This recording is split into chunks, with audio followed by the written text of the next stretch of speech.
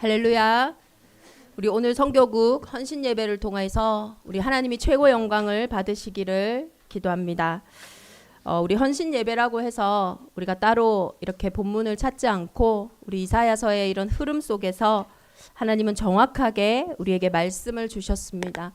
오늘 뒤에 또 중요한 순서들이 있어서 우리가 짧게 말씀 전달하겠습니다. 그렇지만 우리 4월 한 달 선교의 달에 하나님이 내가 새 일을 알리노라 하신 이 말씀대로 나를 향한, 우리 가정을 향한, 그리고 우리 교회와 또 우리 현장을 향한 하나님의 새 일을 정확한 언약으로 붙잡는 시간이 되기를 예수 그리스도의 이름으로 축원합니다. 이 새 일은 우리 이사야 41장에서 말씀하셨던 것처럼 세상의 일이 아닙니다. 세상이 알 수도 없고 세상이 할 수도 있는 일도 아니에요.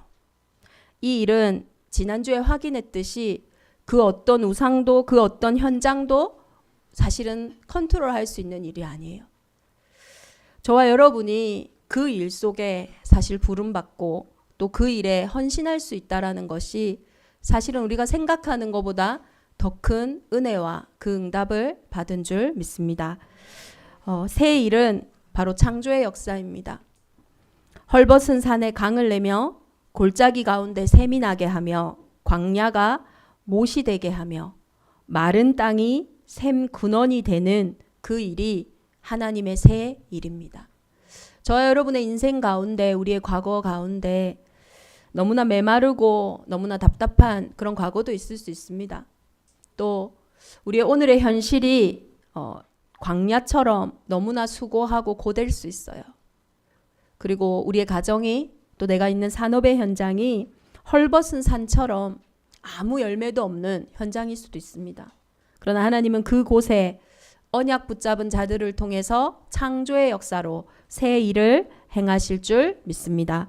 그래서 우리 4월 달에 선교의 달의 주제가 나 혼자 가야 하는 길입니다. 우리 오늘 찬양대의 그 주제가처럼 결국은 나와 하나님과의 언약 속에서 확인되어지는 그 시간이 모든 것을 회복하는 시간입니다. 주제 말씀이 사도행전 9장 15절입니다. 주께서 이르시되 가라, 이 사람은 내 이름을 이방인과 임금들과 이스라엘 자손들에게 전하기 위하여 택한 나의 그릇이라. 이 말을 들을 때요, 아나니아에게 하나님 하신 말씀이거든요. 아나니아가 엄청 갸우뚱했어요. 왜냐하면 바울이 누군지 알거든요. 바울의 지금 삶과 이 말씀이 너무나 맞지가 않아요. 초대교회 믿음이 있는 중직자들도 있고 사도들도 있는데 지금 다메섹에 왜 왔냐? 예수 믿는 자들 죽이려고 온 그 핍박자 바울에게 하신 말씀이에요. 예수 믿는 자를 죽이려고 온 이 사람이 하나님이 택한 그릇이래요. 그것도 이방인을 위해서, 세계복음화를 위해서 준비한 제자라고 하시는 겁니다. 너무나 맞지 않는 말이죠. 이렇게 하나님은 바울의 사역이 시작되기도 전부터 바울을 향한 언약을 주셨고 그 언약을 성취하셨어요. 오늘 성교국 헌신 예배를 드리는 저와 여러분도 사실은 선교와 전혀 맞지 않는 사람입니다.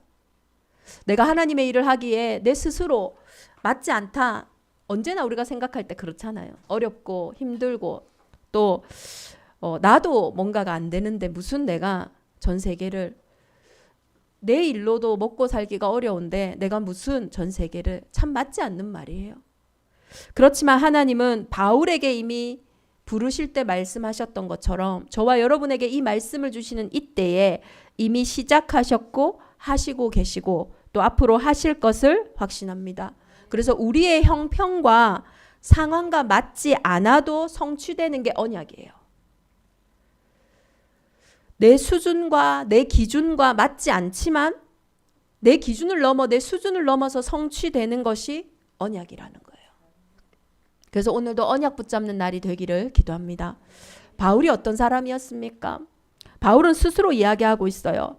나는 8일 만에 할례를 받았고 이스라엘의 족속이요, 지파 중에서 가장 어떻게 보면 정통인 베냐민 지파요. 사울 왕이 베냐민 지파거든요. 왕들의 이 지파, 얼마나 자기가 베냐민 지파다. 히브리인 중에 히브리인이요. 율법으로는 바리새인이요 열심으로는 교회를 박해하고 율법의 의로는 흠이 없는 자라. 흠이 없는 사람이 어디 있겠어요? 근데 바울 스스로도 생각했고 많은 사람들이 바울을 볼 때 저 사람은 넘사벽이에요. 흠이 없는 사람이에요. 나는 유대인으로 길리기아 다소에서 났고, 길리기아 다소는 그때 당시에 동서교통의 요충지였고 학문의 도시였어요.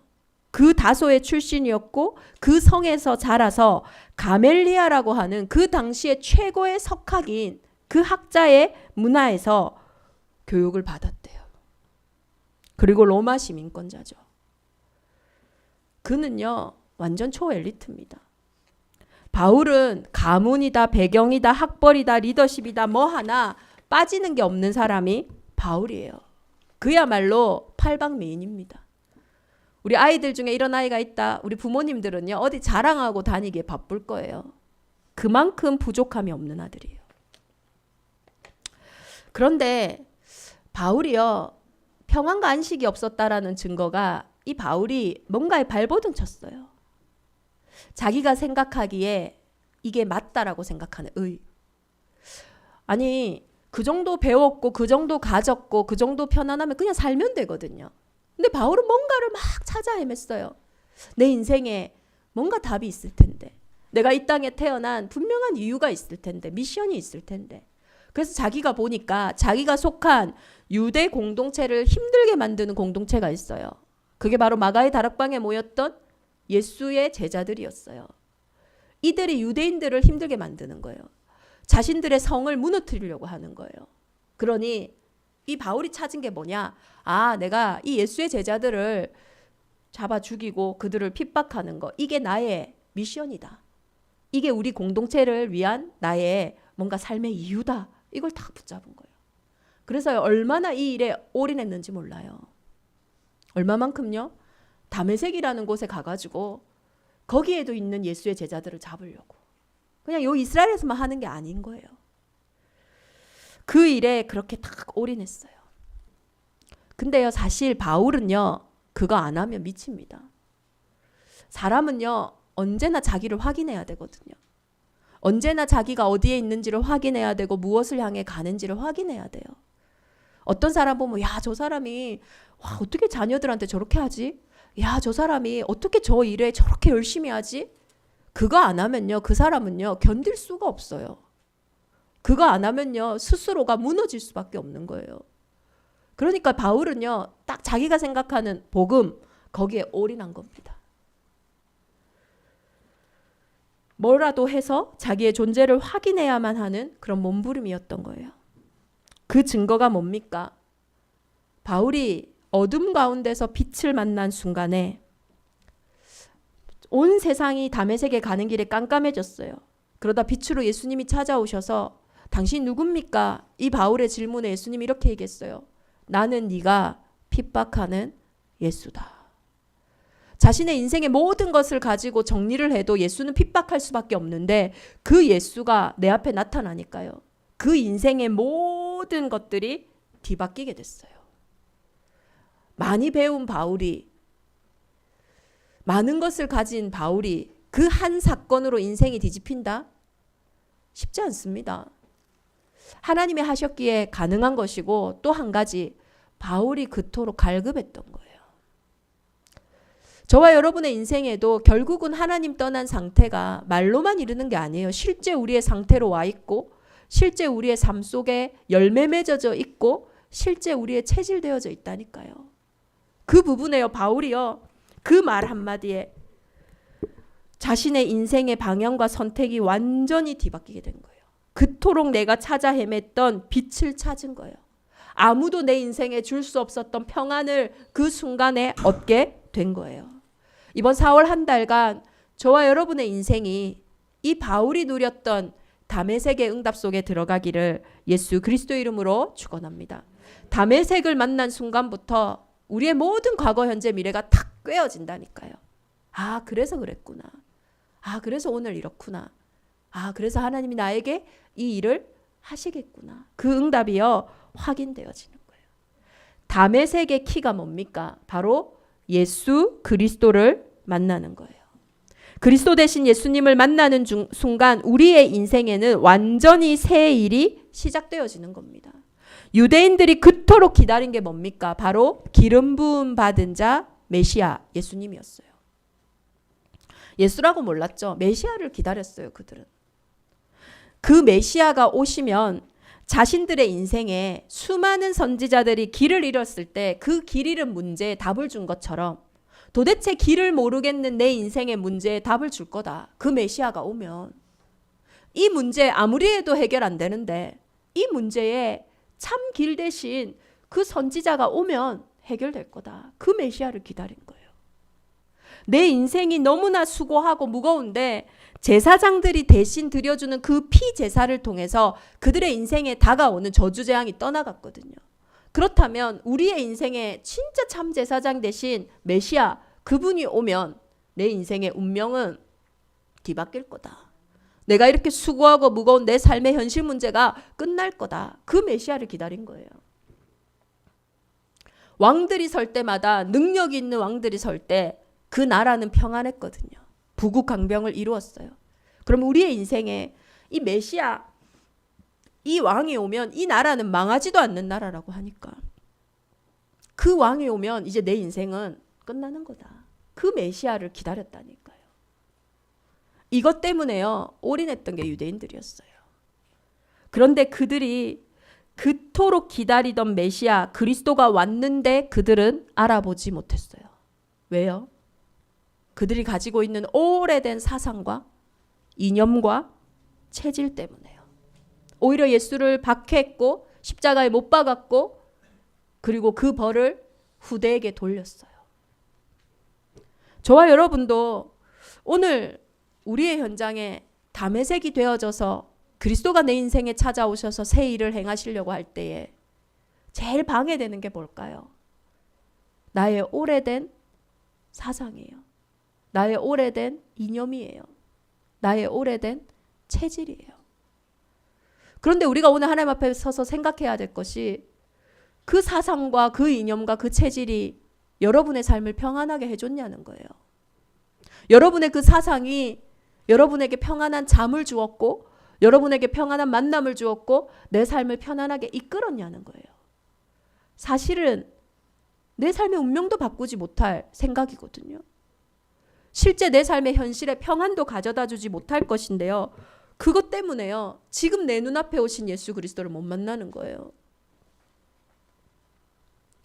왜 그럴까 생각해보니 쉽더라고요. 세상에 공짜가 없었거든요. 뭐든지 좋은 거는 언제나 그 뒤에 뭐가 따랐어요. 아무리 가족관계라도 그렇더라고요. 대부분 부부가 언제 싸웁니까? 남편은 할 때까지 다 하다가 해도 너무한데 싶을 때 이야기하고 아내는 뭡니까? 나도 해도 했는데 뭐 하고. 세상에는요 남편 아내 사이도 공짜가 없어요 사실은. 근데 공짜로 복음을 받았어요. 은혜로 복음을 받았어요. 우리의 체질로는요 믿어질 수가 없어요. 우리의 체질로는요 누려지지가 않는 거예요. 그런 게 어디 있어 세상에. 그런데 왜 은혜로 왜 공짜로 주셨냐고요. 세상에 그 어떤 것으로도 값을 낼 수 없는 일이기 때문이에요.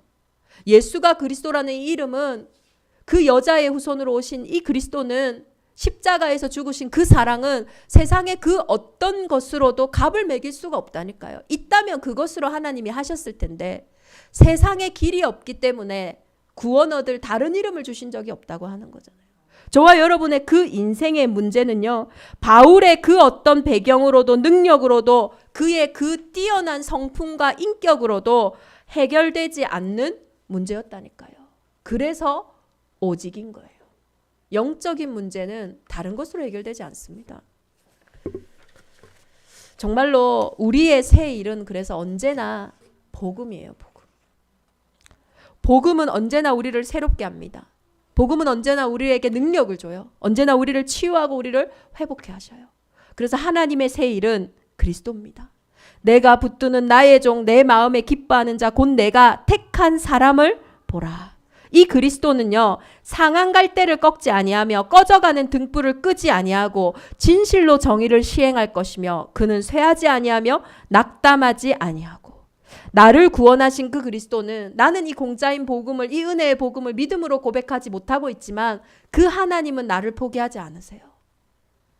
우리의 체질과 우리의 여러 가지 각인되어진 것들이 끊임없이 그 그리스도를 부인하고 핍박하지만 나를 택하시고 오늘 우리를 이곳에 부르신 하나님은 우리를 포기하지 않으신다니까요.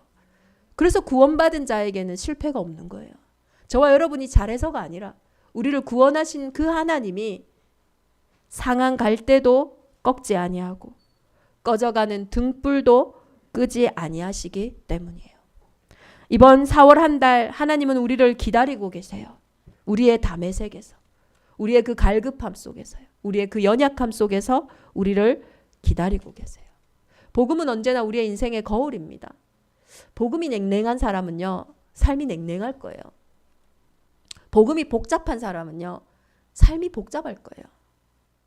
복음이 어렵다? 그 사람은 반드시 삶이 어려워요. 하나님이 벌 준 게 아니라 우리는 하나님의 형상이잖아요. 내가 하나님의 형상인데 하나님을 잘 모르겠다? 내 인생을 잘 모르겠는 거 있죠. 이번 한 주간 복음의 정체성 속에 다 이루었다 하신 그 은혜 속에 저와 여러분의 인생이 시작되어지기를 예수 그리스도의 이름으로 축원합니다. 너희는 택하신 족속이요 왕 같은 제사장들이요 거룩한 나라로 그의 소유가 된 백성이니 이는 너희를 어두운 데서 불러내어 그의 기이한 빛에 들어가게 하신 이에 아름다운 덕을 선포하게 하려 하심이라. 이 그리스도가 저와 여러분을 이제는 그리스도가 유일하신 것처럼 내 인생을 그 유일한 새 일 속에 부르신 거예요. 그래서 오늘 이사야서 우리 42장 6절에서 9절입니다. 이사야서 42장 6절에서 9절이 하나님이 저와 여러분에게 하실 새 일이에요. 우리 4월 한 달 동안 저와 여러분의 개인과 가정과 그리고 우리의 산업 현장을 통해서 일어날 창조의 역사예요. 내 육신이 연약할 때, 또 내 어떤 문제 가운데, 또 우리의 산업 가운데, 새로운 일 가운데 이 언약의 성취가 있기를 기도합니다. 우리 5절부터 9절까지 내게 일어날 새 일로 확인하며 언약으로 확인하며 우리 한 목소리로 합독하겠습니다.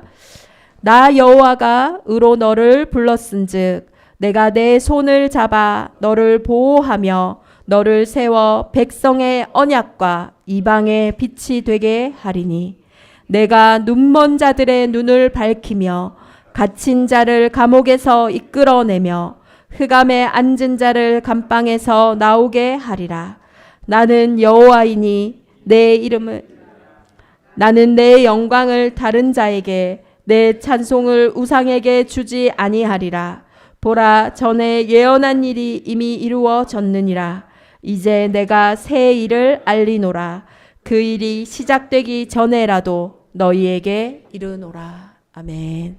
이 일이 시작되기도 전에 하나님은 이미 말씀하셨습니다. 저와 여러분의 개인과 가정 그리고 산업을 통해 눈먼 자들의 눈을 밝히며 갇힌 자들의 감옥에서 이끌어내며 흑암에 앉은 자를 깜방에서 나오게 하는 그 참된 승리와 해방을 허락하실 줄 믿습니다.